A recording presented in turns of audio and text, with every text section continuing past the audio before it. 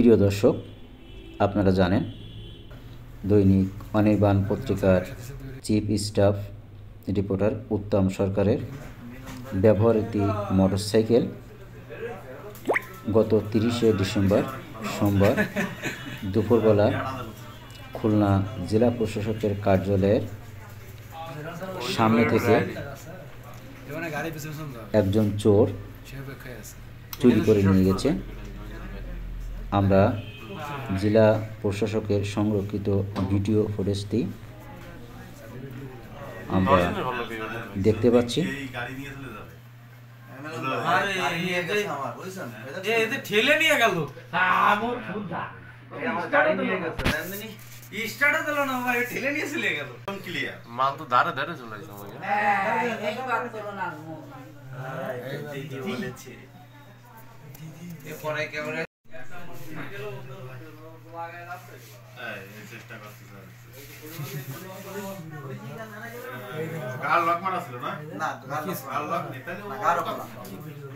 ওই স্টার্ট দেওয়া লাগবে না গাড়ি, লাগবে না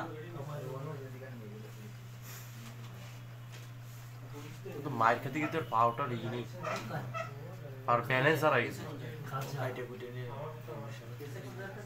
পুলিশের গায়ে দিলে বার করতে পারবে।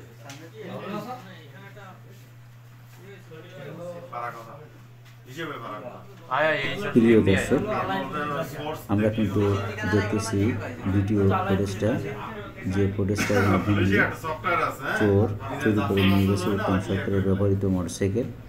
এই বিষয়ে উত্তম সরকার থানায় একটি মামলা দায়ের করেছেন।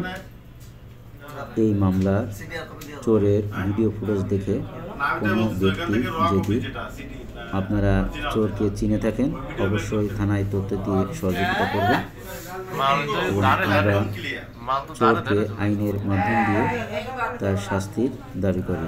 আপনারা দেখছেন উত্তম সরকারের ব্যবহৃত মোটরসাইকেলটি এবং তাকে